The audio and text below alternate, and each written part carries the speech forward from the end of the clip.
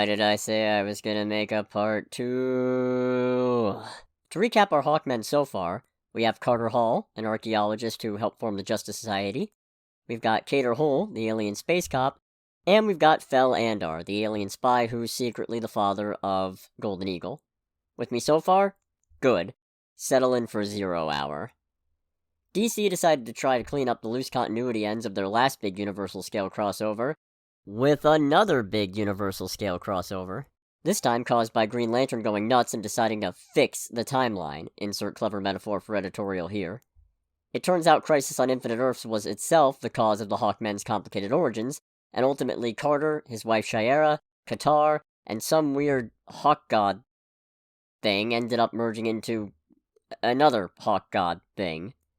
This weird amalgam Hawkman fought crime for a bit, but ultimately ended up banished to Limbo for being an angry asshole or something.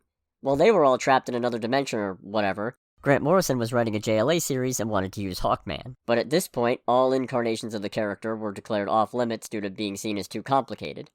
So Johns created another winged humanoid in the form of Zoriel, an actual angel cast out of heaven. Does he count as a Hawkman?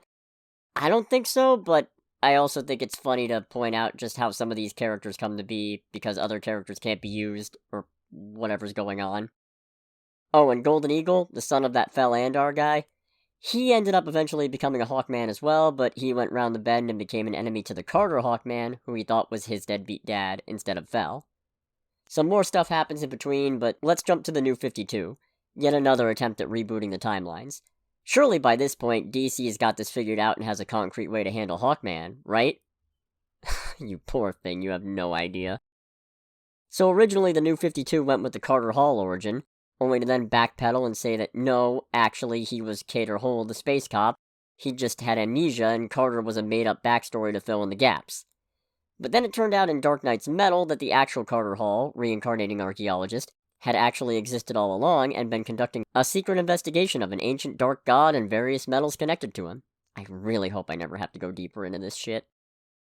Oh, and then we later found out that Carter actually reincarnates across space as well as time, meaning Qatar was also an incarnation of him and sending the laws of causality spiraling into a depressive episode. Plus, DC recently decided to fix things, again, by saying that everything is canon and has happened. Yes, even the parts where almost nothing was canon are canon. So where does that leave Hawkman? No idea. But aren't you glad you can now make someone else's head spin by recounting all this nonsense? Thanks for listening, and next week, something Guardians of the Galaxy Holiday Special related. We'll find out who. Or what.